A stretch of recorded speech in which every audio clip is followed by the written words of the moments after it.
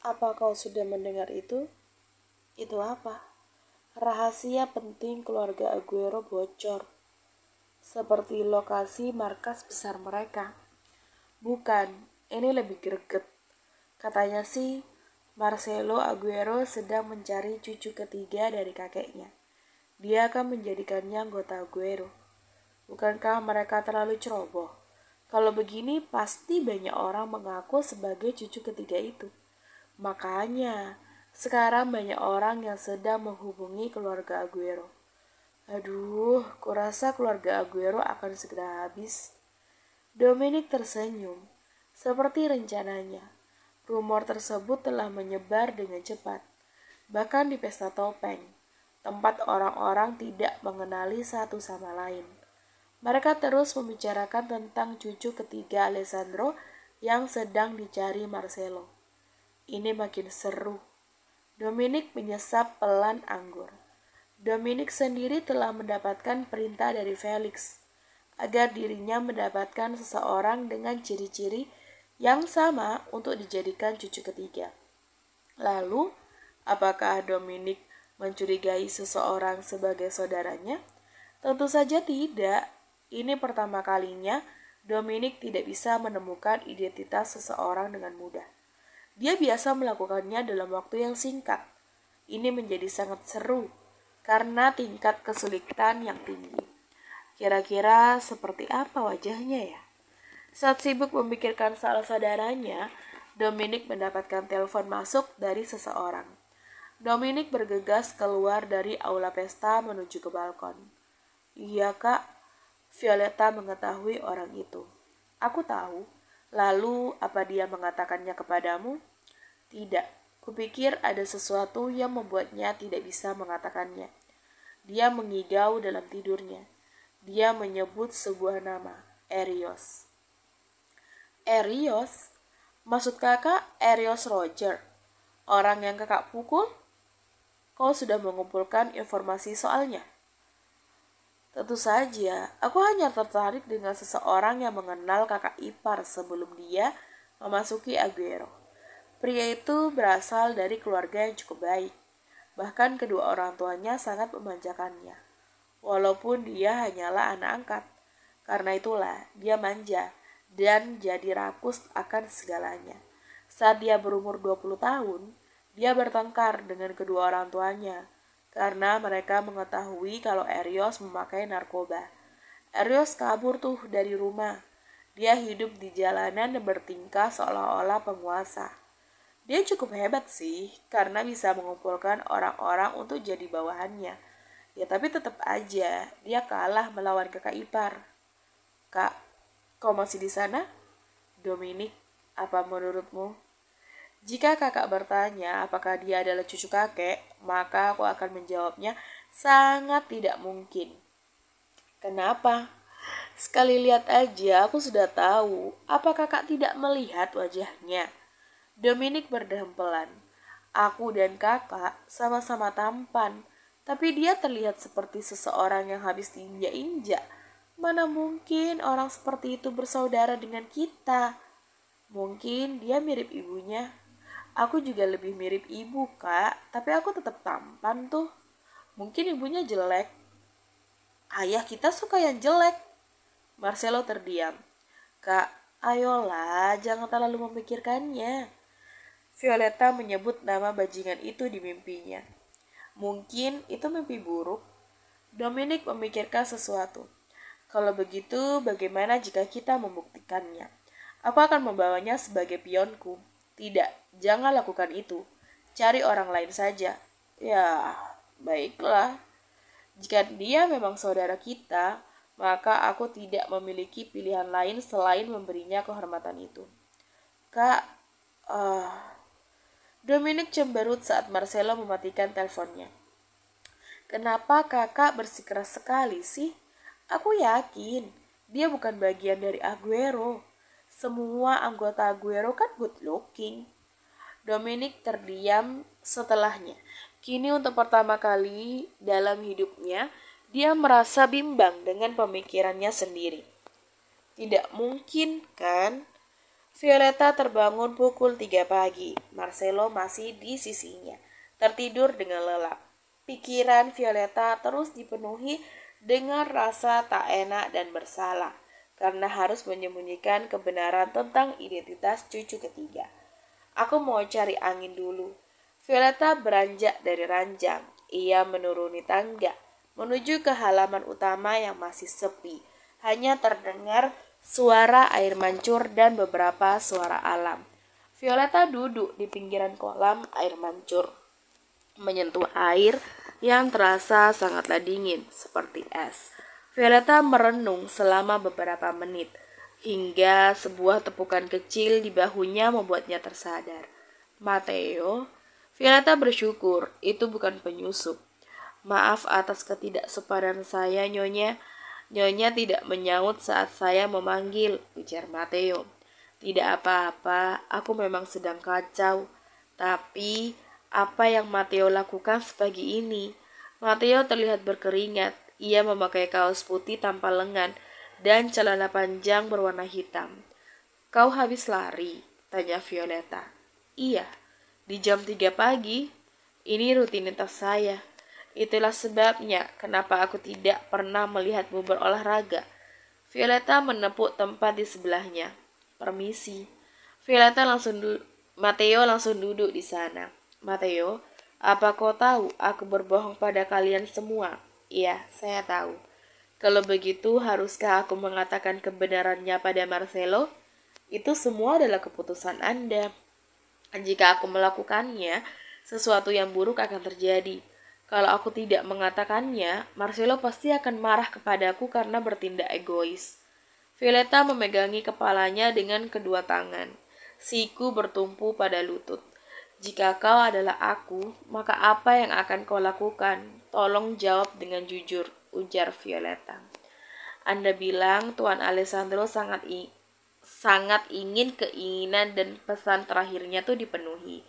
Karena saya adalah seorang Aguero, maka saya akan mengabulkan permintaan terakhir tersebut, meski hal buruk akan terjadi nantinya. Sudah kuduga, kau akan menjawab begitu. Violeta berdiri, membuat Matteo ikut berdiri. Aku akan kembali ke kamar. Biar saya antar. Matteo mengikuti Violeta dari belakang. Saat mereka hendak menaiki tangga, langkah mereka terhenti saat melihat Marcelo ada di ujung. Kau dari mana? Tanya Marcelo. Cari angin. Violeta bergegas menaiki tangga. Oh iya, Matteo, terima kasih sudah mau mendengarkanku. Kau bisa kembali sekarang. Marcelo merangkul pinggang Violeta. Dia sempat melirik Matteo sebentar sebelum melanjutkan perjalanannya. Ah, sial. Erios meringis kencang. Tubuhnya terasa sangat pegal. Rasa sakit setelah dipukul oleh 10 orang anggota dengan peringkat tertinggi terasa sangat nyata. Padahal dirinya sudah bersusah payah untuk memasuki markas besar ini. Berawal dari mengantar kopi hingga seorang calon bawahan resmi. Tapi semuanya harus hancur karena wanita itu. Violeta Alessandria Polonia, jalang itu. Tak kusangka dia akan merangkak naik dengan cara licik, sialan. Saat ini, Erios sedang berjalan kaki menyusuri hutan yang rimbun. Dia telah diusir, semua usahanya menjadi bagian dari Aguero telah sia-sia. Kau harus bersyukur, Nyonya Aguero menyuruh kami untuk tidak membunuhmu. Dia telah menyelamatkan nyawamu, ingat itu. Cih! Erios melempar batu ke arah pohon saat mengingat perkataan seniornya. Siapa yang menyelamatkan siapa? Aku lebih baik mati daripada harus diselamatkan oleh jalang rendahan sepertinya. Sebuah mobil muncul dan berhenti di sebelah Erios. Kaca bagian pengemudi turun. Seorang wanita yang memakai kacamata hitam serta topi muncul. Itu adalah wajah yang asing bagi Erios. Erios Roger, siapa kau? Tanya Erios. Tuanku ingin membuat kesepakatan denganmu. Apa maksudnya itu? Masuk aja ke dalam. Erios masuk ke dalam mobil. di bagian penumpang ada seorang pria yang duduk di sana. Pria tampan yang langsung menunjukkan senyum menawan ke arah Erios. Aku tidak akan berbasa-basi. Dominic menunjukkan tablet kepada Erios. Erios yang kebingungan membaca artikel yang ditunjukkan oleh layar tablet. Aguero sedang mencari anggota mereka yang hilang. Lalu, apa hubungannya denganku? Erios Roger, apakah kau tahu siapa kedua orang tuamu yang sebenarnya? Sial, mana aku tahu. Kau tiba-tiba menyuruhku masuk dan menanyakan pertanyaan aneh. Erios menyadari sesuatu. Tunggu, jangan bilang aku telah menyelidiki latar belakangmu. Kau adalah anggota yang hilang itu. Apa? Apa kau sedang bercanda? Maksudmu, aku adalah seorang Aguero? Ya begitulah, kau seorang Aguero, sekaligus adiknya Marcelo Aguero. Bagaimana bisa aku mempercayai kata-katamu? Memangnya siapa kau? Dominic melepaskan kacamatanya. Dominic Toretto. Erios terkejut. Mantan anggota Aguero. Bukannya kau ini musuh bebuyutannya Marcelo Aguero?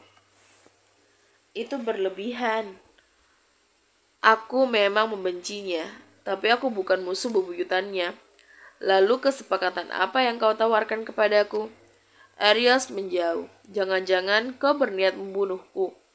Aku berniat untuk menghancurkan Aguero.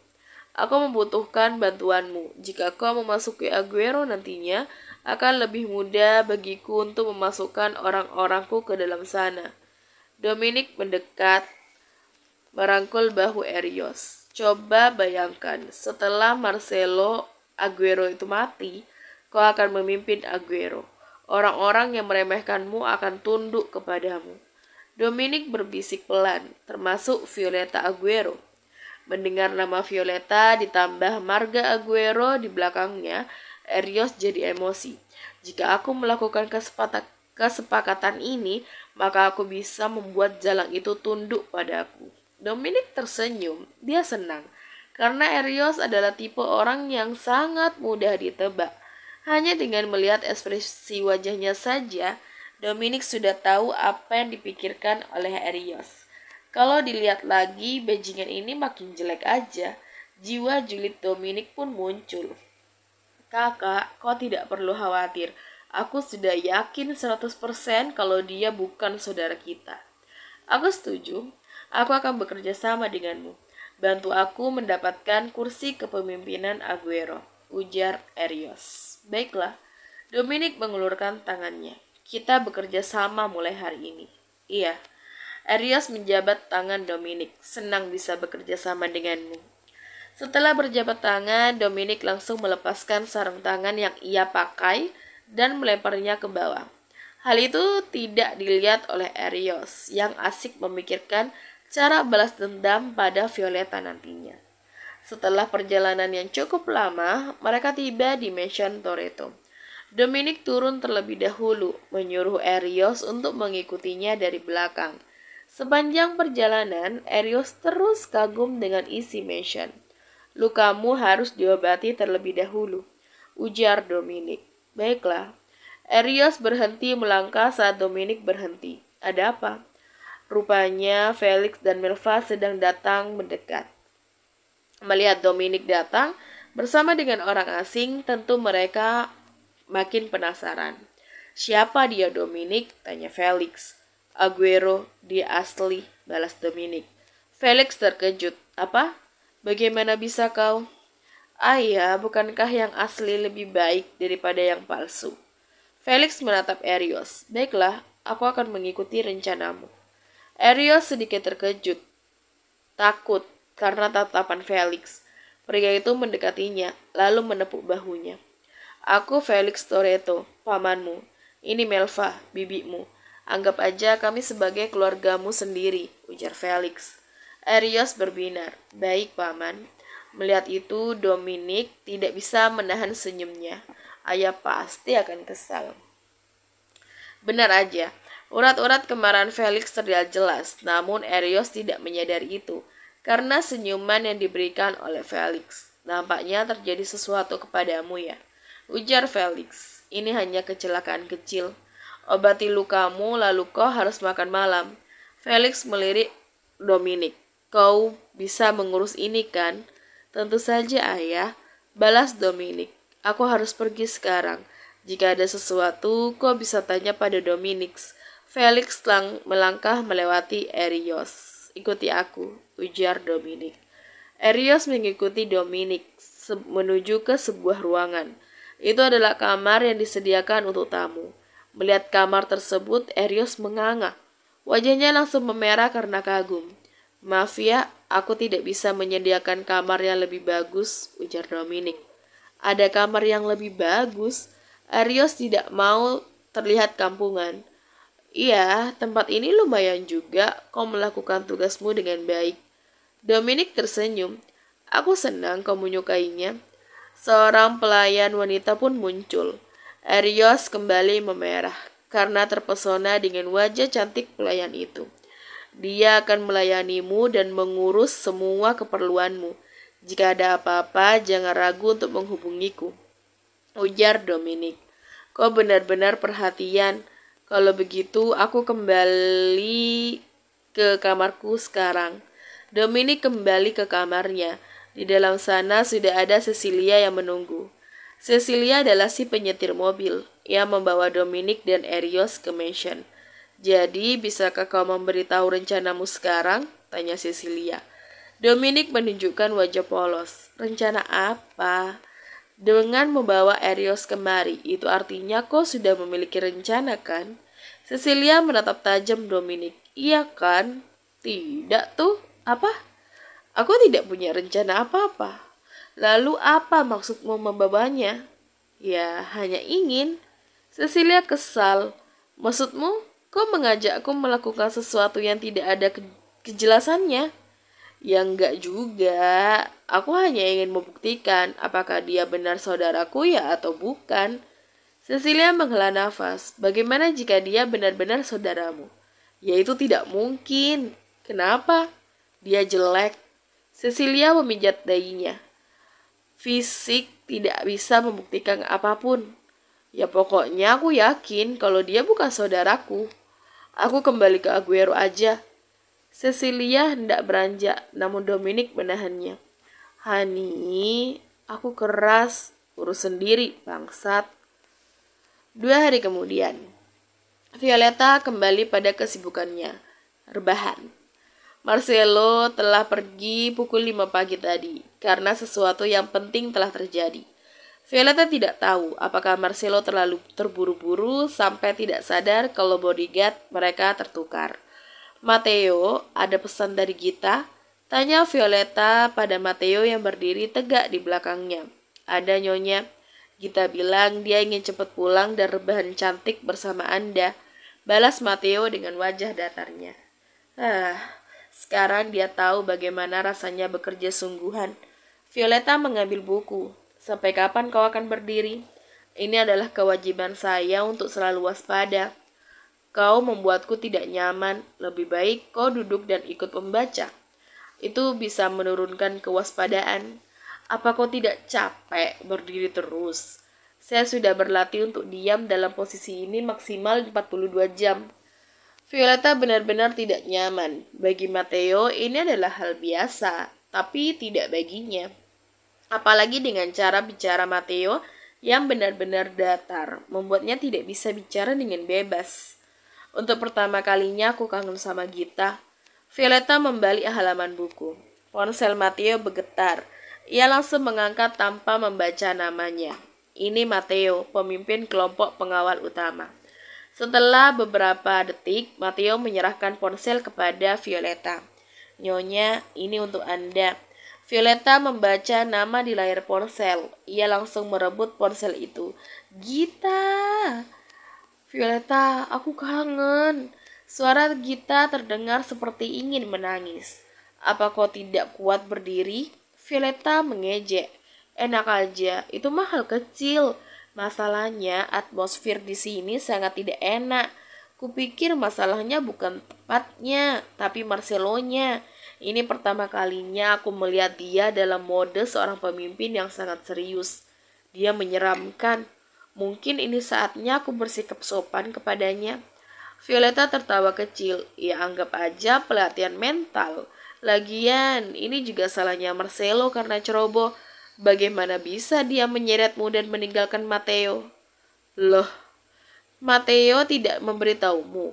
Marcelo sengaja membawaku dan menempatkan Matteo di sisimu. Apa?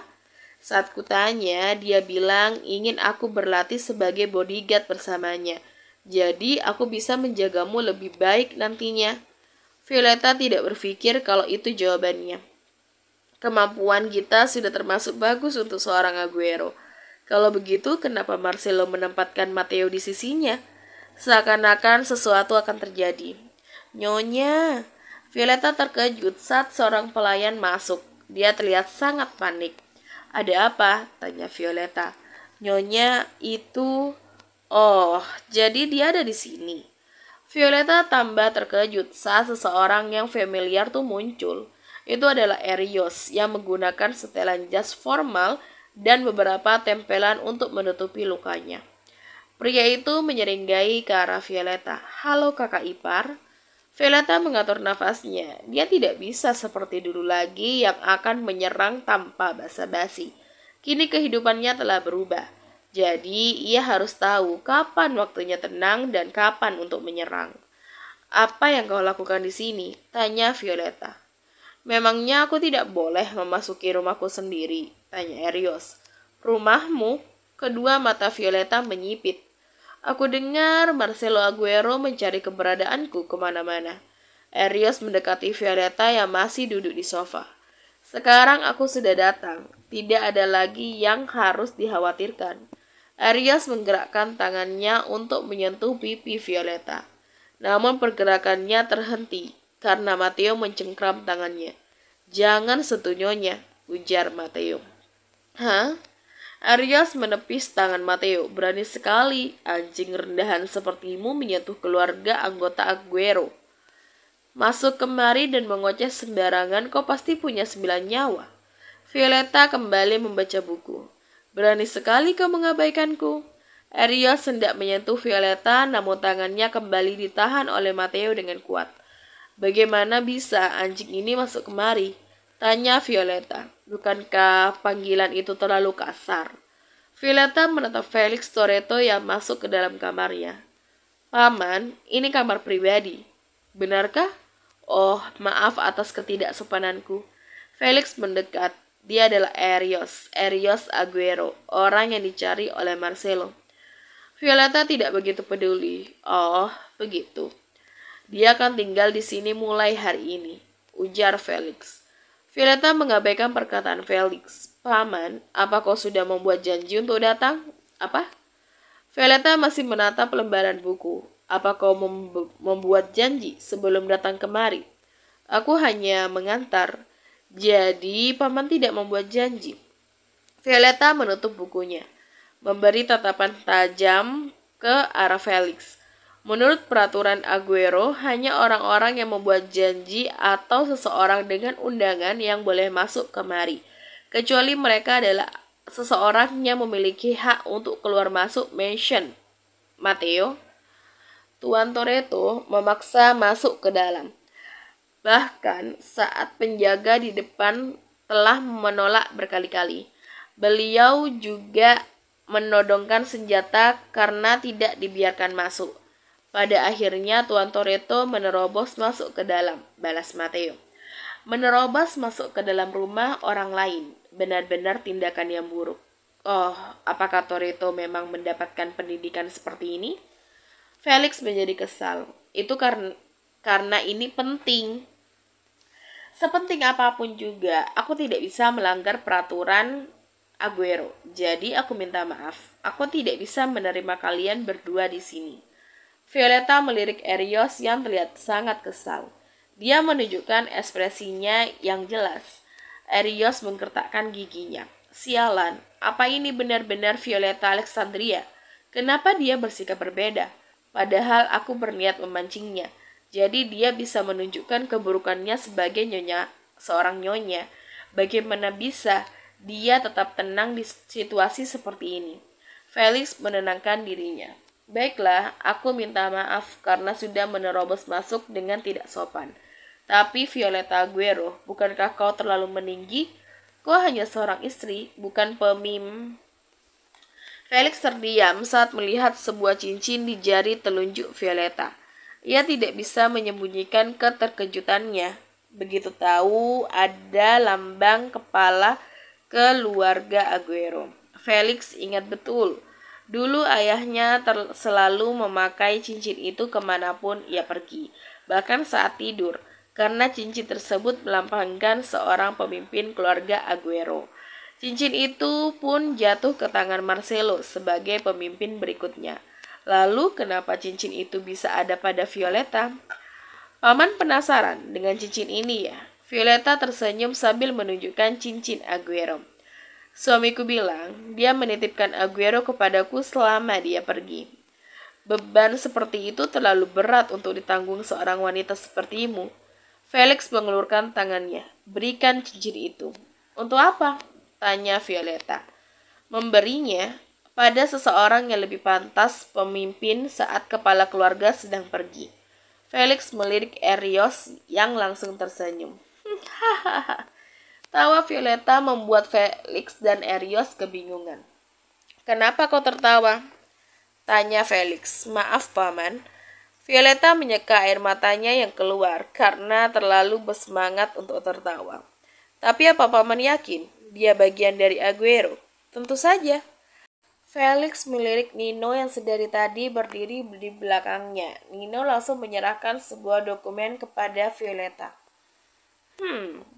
Violeta memeriksa dokumen tersebut. Dia tidak bisa menahan senyumannya. Dia terlahir dari rahim seorang pelacur. Dia dilahirkan di sebelah tempat sampah, lalu dirawat di panti asuhan, kemudian diadopsi oleh sebuah keluarga. Dia pergi dari keluarga tersebut karena diusir. Violeta memeriksa bagian lain lalu melempar dokumen itu ke atas meja. Ini isinya hanyalah sampah. Felix bergetar dengan sikap yang ditunjukkan oleh Violeta. Maaf ya Paman, tapi aku sibuk. Bisakah kita lanjutkan percakapan ini lain kali saja? Ujar Violeta dengan lembut. Aku akan pergi, tapi aku akan meninggalkannya di sini. Balas Felix. Belum ada bukti pasti bahwa dia bagian dari Aguero, jadi aku tidak bisa menerimanya. Semua buktinya sudah ada di sana. Erios menunjuk dokumen yang tadi dilempar Violeta. Sudah aku bilang, itu hanyalah sampah yang tidak bisa membuktikan apapun. Aku tidak akan pergi. Aku adalah Aguero. Aku akan tinggal di sini dan aku tidak peduli denganmu. Kau hanya jalang rendahan yang merangkak dan menjilat kaki Marcelo Aguero untuk mendapatkan posisi ini.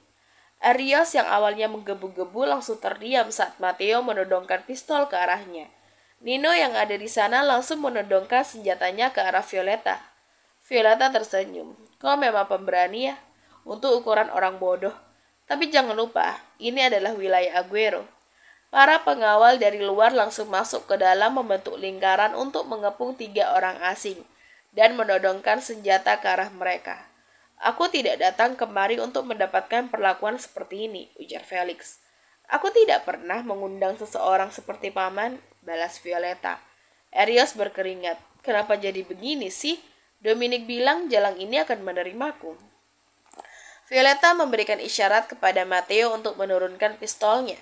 Saat Matteo menurunkan senjatanya, semua pengawal Aguero ikut menurunkan senjata mereka. Baiklah, kau boleh tinggal di sini, ujar Violeta. Erios terkejut. Apa? Iya, aku berubah pikiran. Aku akan membiarkanmu tinggal di sini. Violeta berdiri, mendekati Erios. Tapi jangan senang dulu. Kalau kau terbukti bukan anggota keluarga Aguero, maka bayarannya adalah kepalamu. Erios bergetar saat merasakan tekanan kuat dari tatapan tajam yang diberikan Violeta. Kenapa? Kenapa jalang ini jadi seperti ini? Dulu dia tidak semenakutkan sama sekali. Kenapa sekarang? Sebaiknya Paman pulang sekarang. Aku akan menjaga adik iparku dengan baik, ujar Violeta.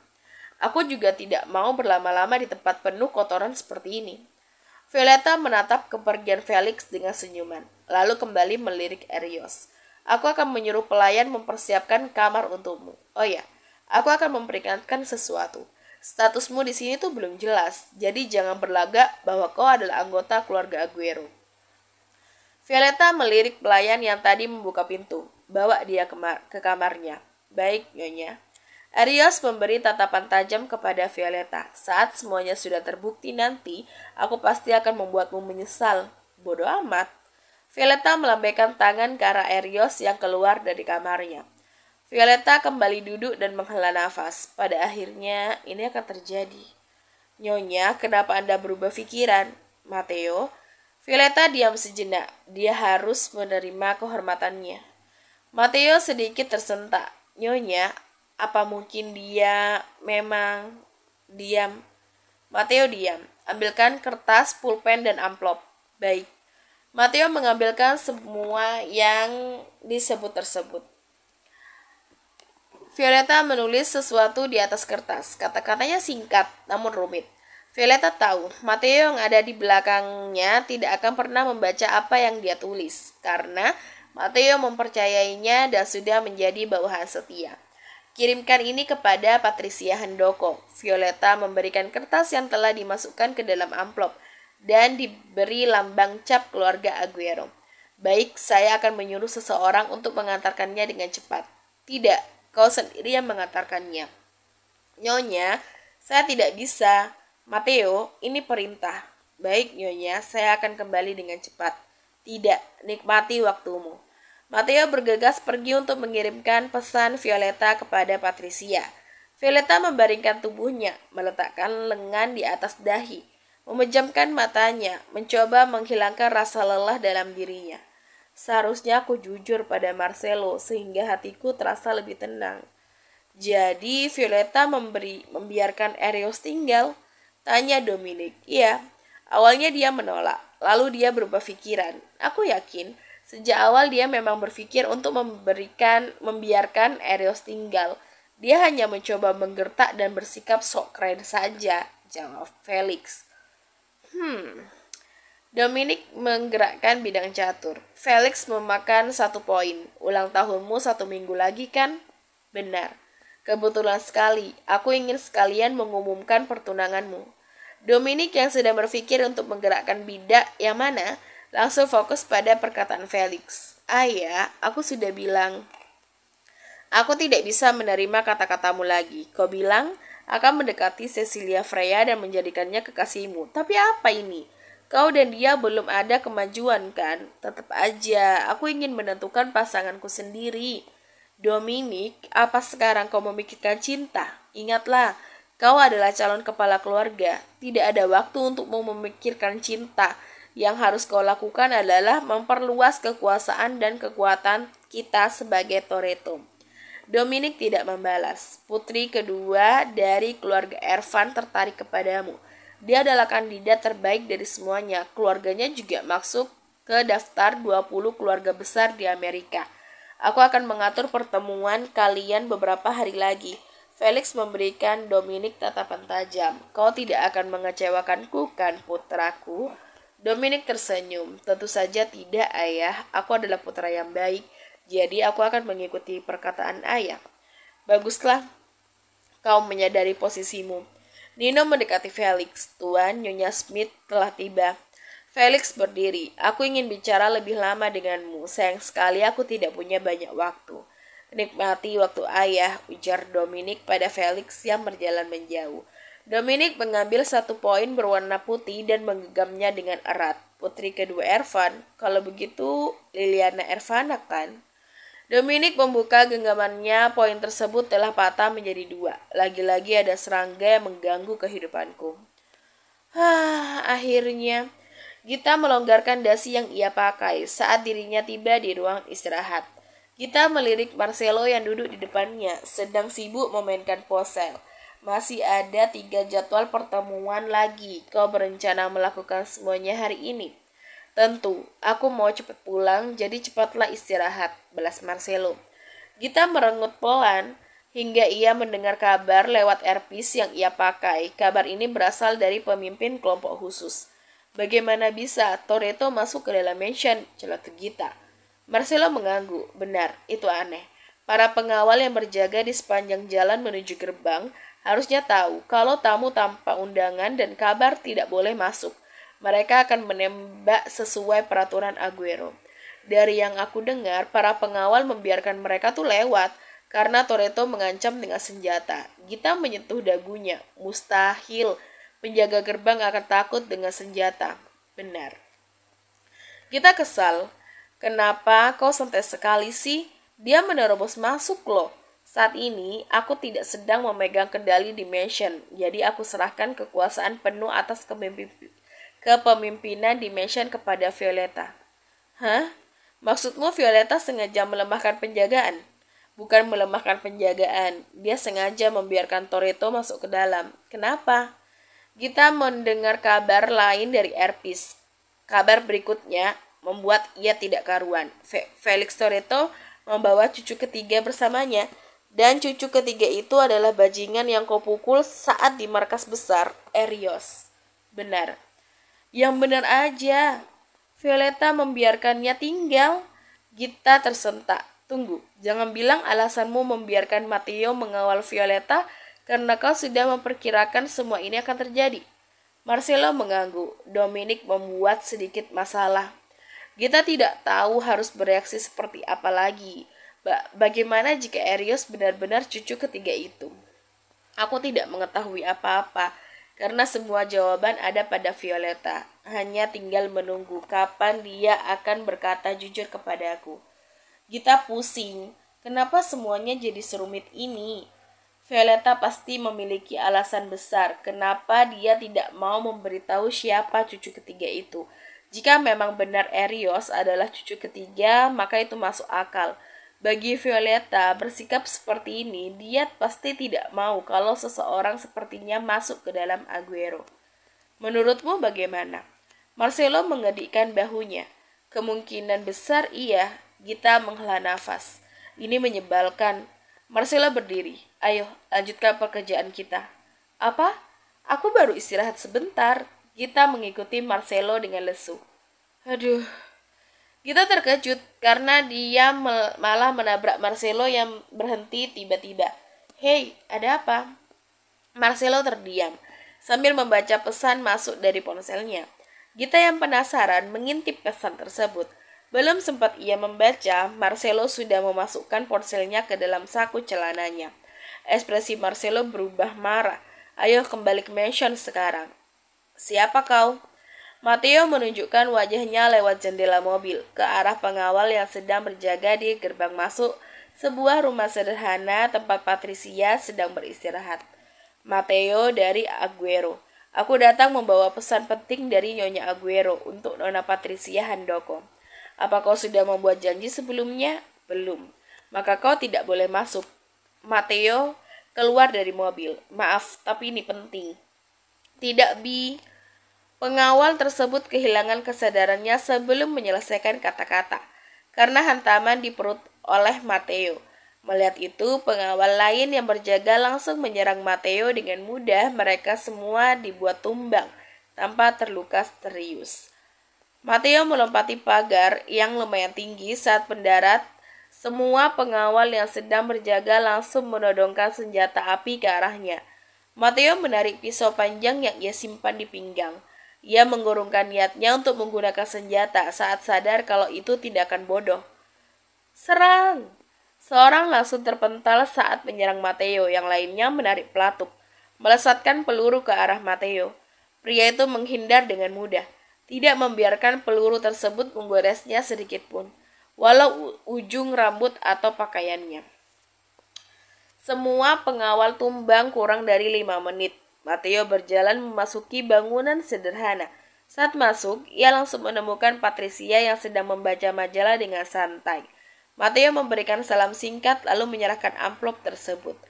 Patricia melirik amplop sebentar. Dia tidak tertarik. Ini dari tuanmu. Nyonya yang mengirimnya. Patricia menutup majalah, mengambil amplop lalu membaca surat. Wajah datar Patricia berubah jadi terkejut. Matteo tidak tahu isi surat tersebut. Ia jadi sedikit khawatir saat melihat ekspresi Patricia yang tidak mengenakan. Begitu ya, jadi cucu ketiga sudah ditemukan. Matteo terkejut. Jadi Erios benar-benar ia sangat mendadak. Violetta bilang dia akan mengadakan pesta penyambutan cucu ketiga besok malam di mansion. Dia sudah menyebar undangan saat surat ini tiba. Patricia menatap Matteo yang tidak dapat mengontrol ekspresinya. Nyonyamu meminta bantuanku. Bantuan? Dia ingin aku mempersiapkan pesta dengan baik. Karena ini terlalu mendadak. Aku membutuhkan bantuanmu. Maafkan saya harus kembali ke Aguero. Tuan memerintahkan saya untuk menjaga Nyonya. Nyonya Aguero sendiri yang memintaku menggunakanmu sesuka hatiku. Patricia melipat kertas sehingga hanya kalimat terakhir saja yang terlihat. Dia menunjukkan kepada Matteo. Benar saja, dalam pesan itu, Violetta meminta Patricia untuk menggunakan Matteo sesuka hatinya demi memperlancar acara itu. Patricia tersenyum. Jadi bisakah kita mulai sekarang? Violetta membasuh wajahnya di wastafel. Dia menatap patulan dirinya pada cermin wastafel. Wajah cantiknya terlihat sangatlah lelah, sampai ia tidak yakin kalau itu adalah dirinya. Sumbu telah dinyalakan. Violetta memberi tatapan tajam kepada dirinya sendiri. Aku tidak bisa mundur lagi.